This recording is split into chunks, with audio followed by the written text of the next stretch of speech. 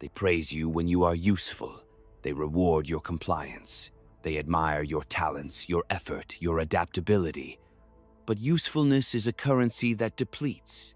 The moment your utility runs dry, so does their admiration. Respect, however, is something else. It is not transactional. It is not given freely. It is taken seized from the grip of necessity, fear, and control. Understand this first law of survival. The useful man is a servant. The respected man is a danger. In every court, in every boardroom, in every council and inner circle, there are two types of individuals: the ones who are needed and the ones who are feared, the ones who perform and the ones who decide. And the world, despite its fragile idealism, is ruled by the latter. You have been trained to be competent, to be efficient, to be reliable. That is the conditioning of the herd. But you must ask, who gave you this conditioning? Who benefits when you exhaust yourself to maintain their empire rather than build your own? The useful are tolerated. They are praised publicly and discarded privately. Their worth is spoken of in past tense. He was good. He helped us. He gave everything.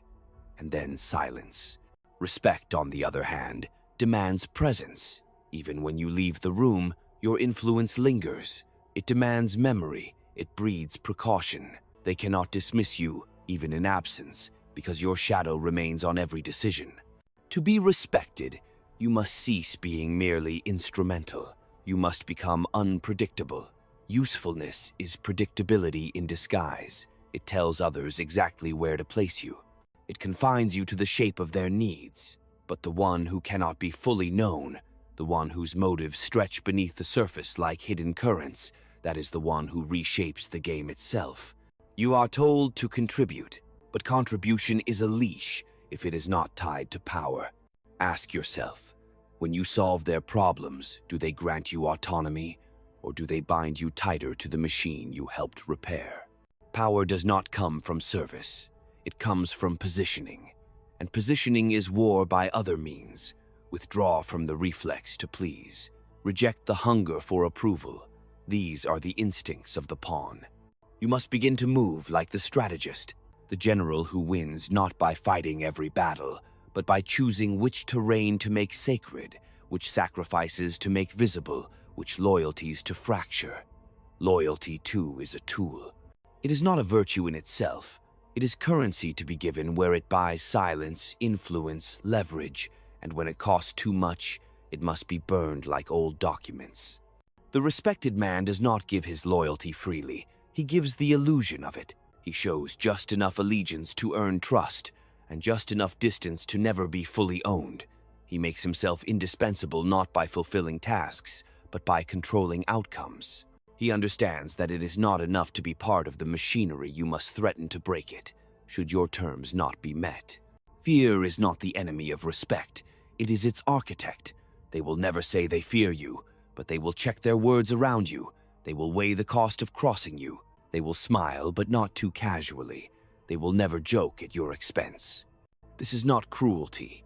This is clarity. The respected man does not need affection. He does not crave applause. He governs perception like a chessboard. He manipulates distance. He reveals only fragments. He speaks less, but each word is a signal, not a sound. He is not loud. He is decisive. He does not fight battles for honor. He fights to win, or not at all. He understands that betrayal is not a moral failure. It is a shift in incentive. He expects it, plans for it, uses it. He knows that people will lie, defect, change sides because the nature of man is not stability, but self-preservation. Those who pretend otherwise are the first to fall. Those who prepare for it become the last ones standing. If you want to be respected, do not make yourself available. Make yourself consequential. Control access to your time. Let others feel the cost of your attention. Make your silence louder than their noise. Be willing to disappear for a season, to unlearn obedience, to untangle your value from applause, to strip away the vanity of being liked. Return only when your presence alters decisions. Never let your skills define you. Let your leverage define you. A man who can be replaced is a man who will be. but a man whose absence destabilizes the order of things, that man becomes essential, that man becomes myth. Usefulness is the comfort zone of the domesticated. You must become feral again, calculating, sovereign, untamed. They will try to pull you back. They will say you've changed. They will accuse you of arrogance, of coldness. This is their fear speaking. This is their old control mechanism malfunctioning. Let them speak. Let them wonder. Do not explain. Do not justify. When you stop being useful, you become a problem they cannot solve, and problems that cannot be solved must be negotiated with. They must be appeased. They must be respected. Withdraw your usefulness, not in protest but in strategy, not out of bitterness but out of power. This is how you become respected. You stop asking for a seat at their table. You build your own and make them ask to sit with you. That is the quiet revolution. Not loud, not heroic, not democratic, but effective. You no longer serve their comfort. You serve your rise. And when the dust settles, they will remember not your kindness, but your silence. Not your help, but your presence. Not your usefulness, but your necessity. That is respect. And it begins the moment you no longer need them to see you and force them instead to feel you. The world is not held together by trust. It is held together by fear, by expectation, by the calculations of men who understand that appearances matter more than intentions. If you wish to stop being used, you must first stop being transparent. Transparency is the virtue of the powerless. It gives others a map of your desires, your weaknesses, your ambitions. When they see the edges of your soul, they know where to press, where to wound, where to extract. So you must become opaque. Let them sense a will within you, but not its direction.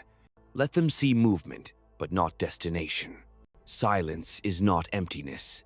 Silence is a weapon. It forces others to project their fears and hopes onto you. In their uncertainty, they hesitate, and hesitation is where your advantage grows. Do not rush to fill the silence with assurances, with explanations, with the desperate proof that you are worthy. Worth is not declared. It is felt in the gut of those who realize that your absence would leave them exposed. They will call you ruthless. They will call you cold. And you must wear these accusations lightly, as a general wears the dust of the battlefield. Ruthlessness is only the clarity to cut away illusions, to understand that survival does not reward softness, that kindness without leverage is devoured by wolves pretending to be lambs. Study the flow of loyalty. It is a river that shifts with the seasons. Do not expect it to remain fixed. Even those closest to you will pivot when the winds change. The wise man does not lament this. He uses it. He places traps in their loyalty, incentives in their betrayal. He lets them believe they have chosen freely, while their choices have been shaped by his unseen hand. Power is not about domination. It is about inevitability. To dominate is to expend energy in open combat, but to make yourself inevitable is to let others surrender without a fight. They come to see your rise not as a threat, but as a fact of nature, like the coming of winter or the pull of gravity. This is the art of statecraft, to move as if destiny itself guides your steps, even as you carve your own path through the chaos. The useful man is a slave to necessity. He scrambles to meet demands, to solve crises, to hold together the fragile structure of other people's ambitions. The respected man creates necessity in others. He engineers dependence. He makes himself the keystone, so that to remove him is to collapse the arch. They may hate him, they may plot against him, but they cannot act, because to destroy him is to destroy themselves. Emotions have no place in this calculus. Sentimentality is a knife you press against your own throat. You can love, but do not let love weaken your judgment. You can trust, but never without an exit plan. You can forgive, but only when forgiveness serves strategy. Every gesture must have weight, every relationship a purpose. Otherwise, you are not a player, you are a pawn in someone else's game. To withdraw usefulness is not to withdraw action, it is to shift the axis of power. Instead of running to put out fires, you become the one who decides where the fires will burn. Instead of proving your loyalty, you force others to prove theirs. You cease being a resource and become a force, one that must be consulted, appeased, respected. There is no virtue in being needed for menial things. There is no honor in being the workhorse that drags the cart while others sit comfortably inside. The horse is fed, praised, even patted on the head, and then, when it stumbles, it is shot and replaced. Do not be the horse. Be the road they cannot cross without paying your toll. Time is your ally. Impulse is your enemy.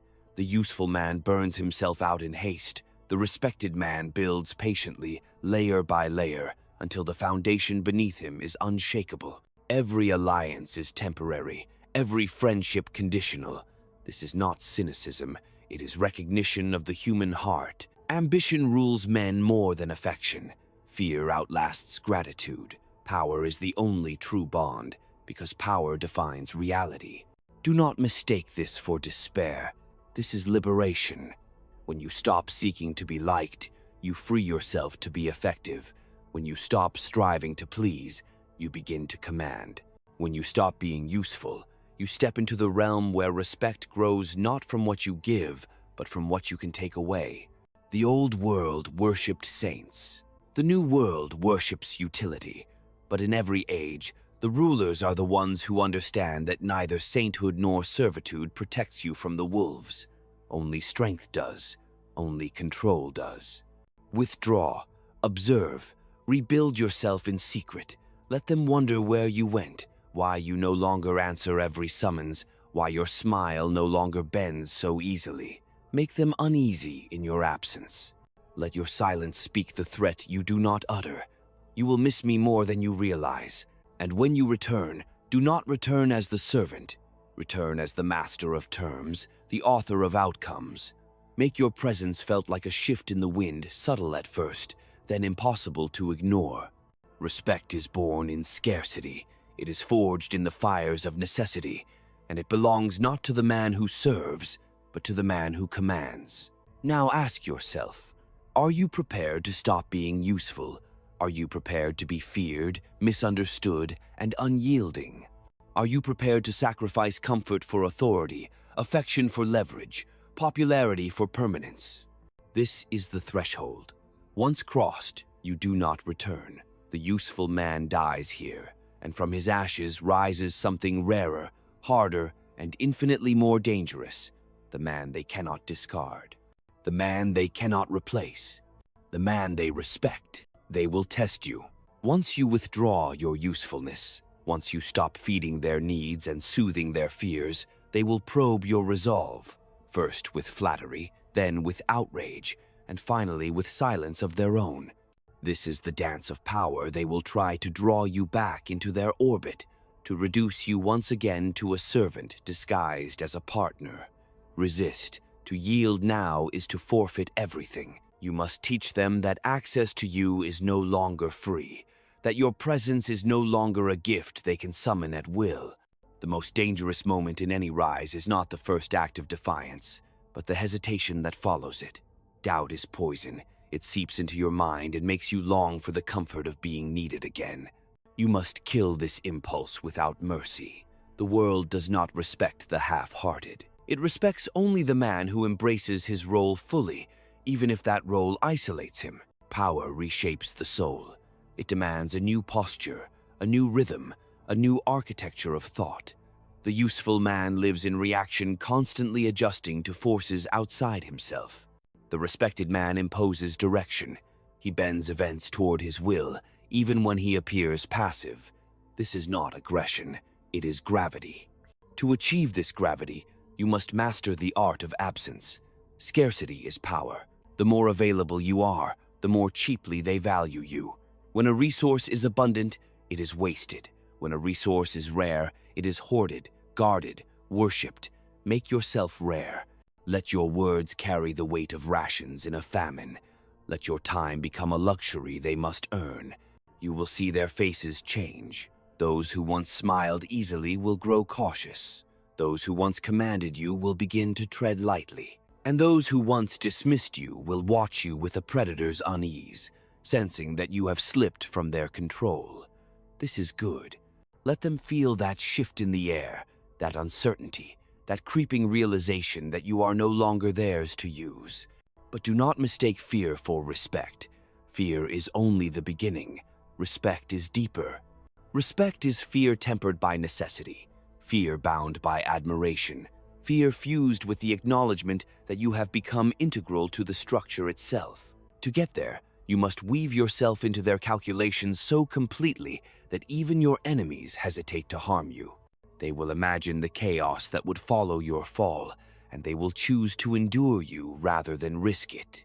This is the highest form of influence, to make your power felt even in your silence, to make them move to protect you not out of loyalty, but out of enlightened self-interest. The theater of appearances matters. People rarely see reality, they see performances. Do not play the role of the servant, play the role of the sovereign. Your posture, your tone, your rhythm, these must all speak authority before your words do. Never explain too much. Never justify your decisions. The man who over-explains reveals weakness, for he shows that he fears being misunderstood. Let them misunderstand you. Let them whisper, speculate, invent myths around your motives. In their confusion lies your freedom. Kindness has its place, so does generosity, but these must never flow from a desire to be loved. Love is fragile. It fractures at the first test of conflicting interest. Fear, necessity, and control endure. When you give, give strategically. Make every act of mercy a calculated investment. Make them wonder whether your hand will open again or close into a fist. You are no longer a mere participant in the game. You are the board. You are the terrain they must navigate, the landscape they cannot ignore. And the terrain does not move to please the traveler. It endures, unyielding, shaping every journey that crosses it. Do not be surprised if you lose people. Some will call you cold, others will call you dangerous. But these are the words of those who benefited from your servitude. They are the voices of those who mistook your usefulness for weakness and resent the awakening of your will. Let them leave. The ones who remain are either wise enough to adapt or ambitious enough to see advantage in aligning with your rise. You will find that as you stop being useful, the world divides around you. Those who once demanded your help will now offer their own. Those who once took you for granted will approach with caution, measuring their words, testing for openings. And those who once seemed untouchable will reveal their own vulnerabilities as they try to draw you back into their grasp. This is the transformation. You are no longer the man who begs for inclusion. You are the man whose absence creates a vacuum. You are no longer the man who solves their problems. You are the man who decides whether their problems will exist at all. And when they finally say your name in the corridors of power, not with affection, but with calculation, with a note of reverence laced with unease, you will know that you have crossed the threshold. The useful man is gone. The respected man has arrived. And from here, the game changes forever.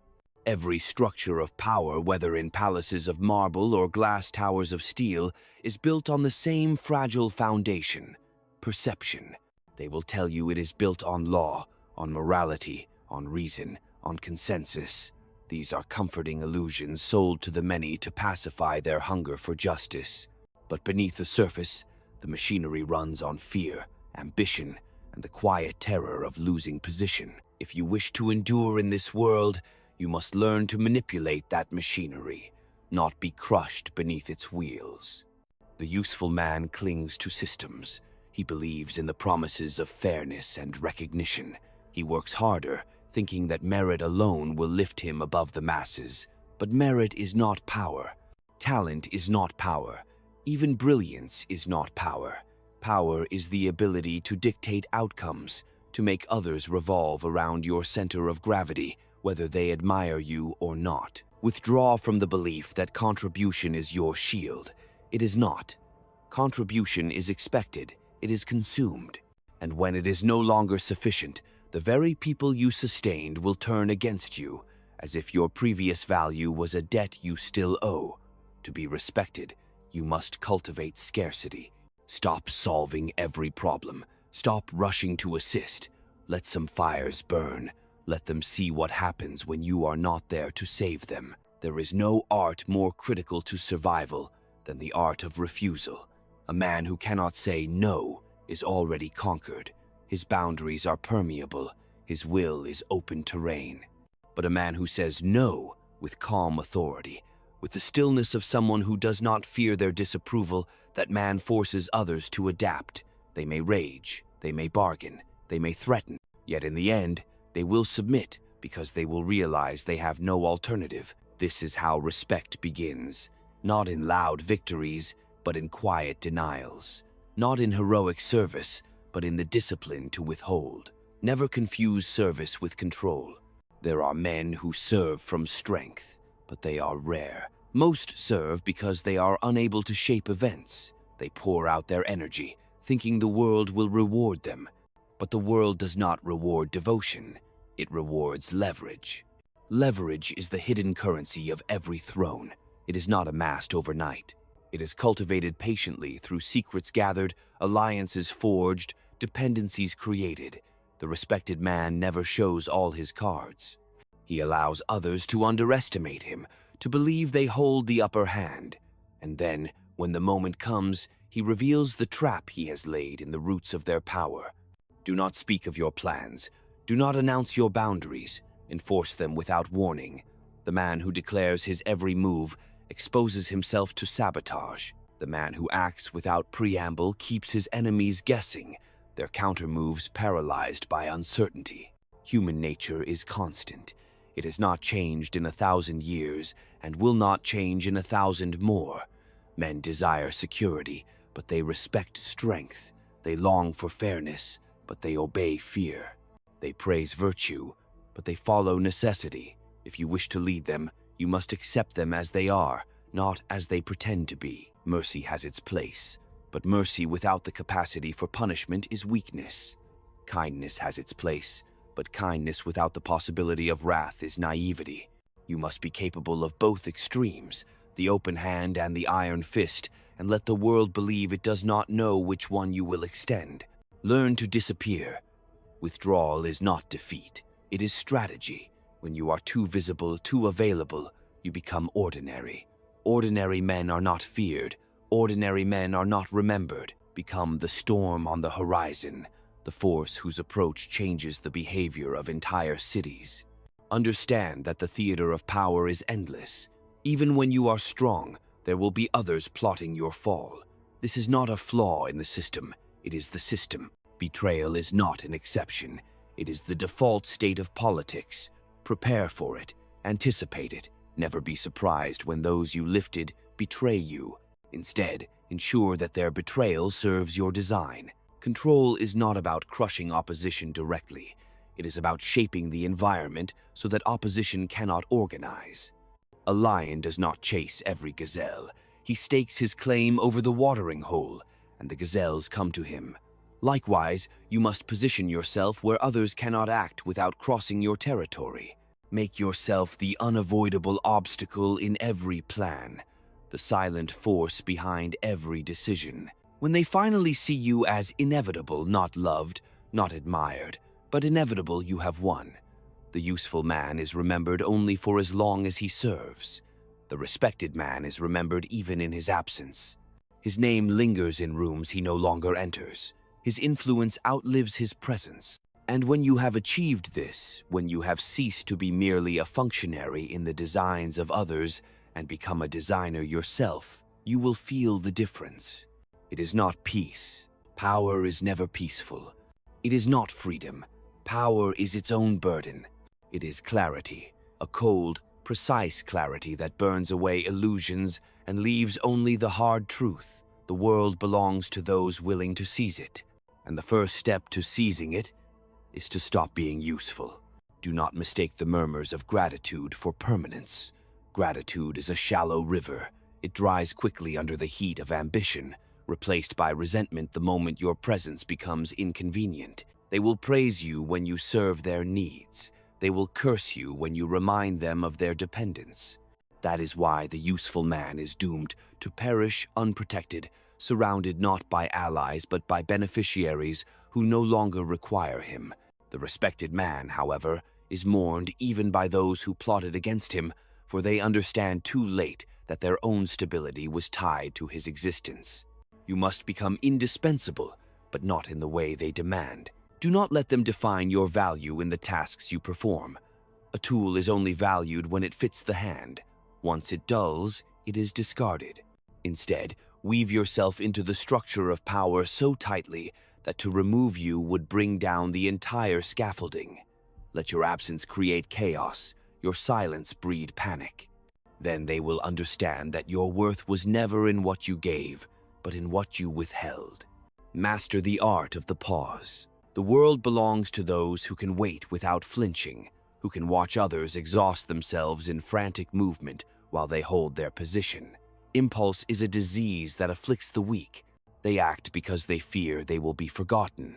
But the respected man understands that the longer he delays, the more his presence is craved, the more his return becomes an event in itself.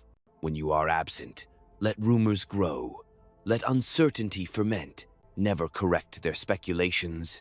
Never clarify your intentions. People fear the unknown more than they fear an open threat. If they do not know where you stand, they cannot predict your next strike, and in their confusion, they will begin to shape their actions to avoid provoking you. To command respect, you must unlearn the instinct to explain yourself. The man who justifies every decision signals insecurity. He begs to be understood because he fears rejection. But power does not beg, it declares. It does not seek consensus. It imposes terms. Learn to speak in short, decisive sentences. Speak less, say more. Let your words feel like the blade of a knife drawn slowly across the skin, quiet, deliberate, and impossible to ignore. There will come a time when someone close to you will betray you. Expect it, prepare for it, and when it happens, do not rage, do not plead, do not mourn. Betrayal is not an aberration. It is the natural consequence of proximity to power. The mistake of the useful man is to take betrayal personally. The wisdom of the respected man is to anticipate it and make it serve his end. Sometimes, you will have to let the traitors succeed for a moment. Let them believe they have won, that they have escaped your grasp. And then, at the moment of their greatest triumph, reveal the trap you set long ago and crush them with a precision that terrifies all who witness it. Make your vengeance so total that others hesitate to even imagine crossing you. This is not cruelty. This is equilibrium. Fear preserves order when love falters. Those who respect you may not love you, but they will not act against you lightly. Do not confuse authority with affection. Authority is not granted. It is assumed. It does not flow from titles or ceremonies. It flows from the ability to shape reality. You must decide whether you wish to be the man they invite to the table or the man who decides whether there is a table at all. Power is not merely the capacity to act. It is the ability to compel action in others. The man who truly understands this becomes silent and still, for he realizes he no longer needs to chase outcomes. He can create conditions where outcomes chase him. The useful man is driven by a hunger to prove himself. He gives and gives, hoping one day to be seen.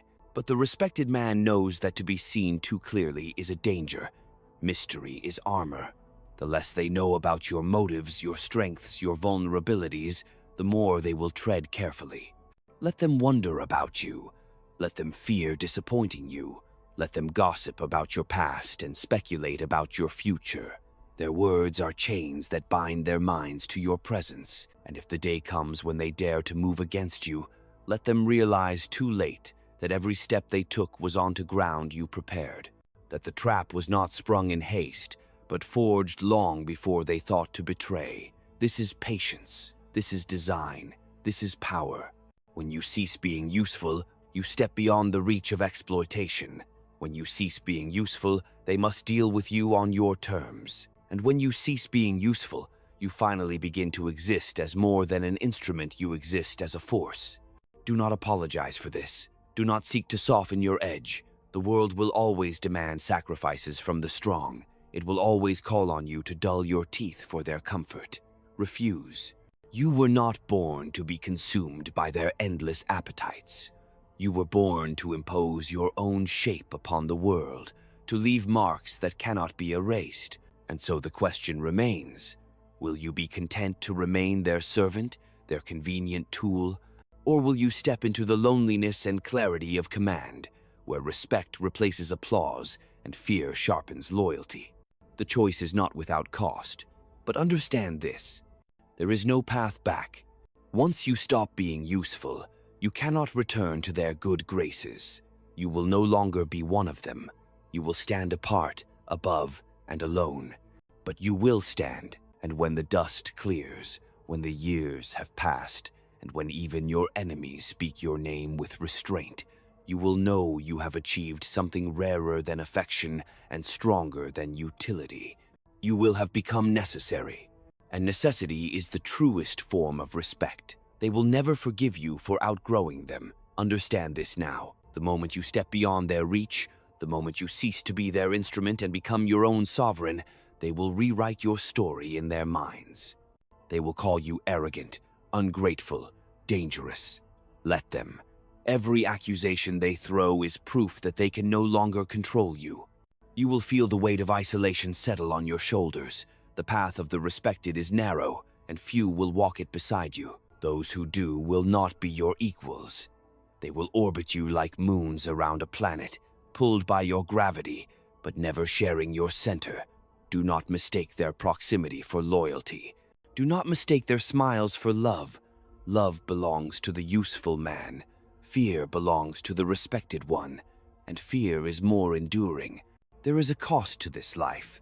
You will not know the warmth of dependence, the softness of approval, the ease of being liked, but in their place you will gain clarity. Clarity is sharp. It cuts through illusion. It shows you that all men serve something: a master, a system, a hunger for validation. And the only true freedom lies in choosing what you will serve, your own will or theirs. When you stand in that clarity, you will see the world for what it is. Not a place of fairness or justice, but a theater of instincts, a stage where survival belongs not to the kindest nor even the strongest, but to the most disciplined, the most patient, the most dangerous. You must ask yourself, now at the threshold, are you willing to bear the burden of respect, to let go of the comfort of usefulness, to let the warmth of belonging die, and in its place ignite a colder fire, one that lights only your path? If you hesitate, return to them. Return to your place as the tool they admire, the servant they applaud, the man they drain until he is nothing. They will welcome you back into the fold, but you will never command their fear, never command their reverence. But if you do not hesitate, if you step forward and burn the bridges behind you, you will cross into a realm where men stop speaking your name carelessly. They will weigh it like gold before letting it pass their lips. They will sit at their tables and calculate around you. They will plot, they will scheme, but they will not dismiss you. And in the stillness of that respect, in the solitude of that power, you will discover the truth that all rulers learn too late. To be useful is to be consumed. To be respected is to be feared. And to be feared is to be free.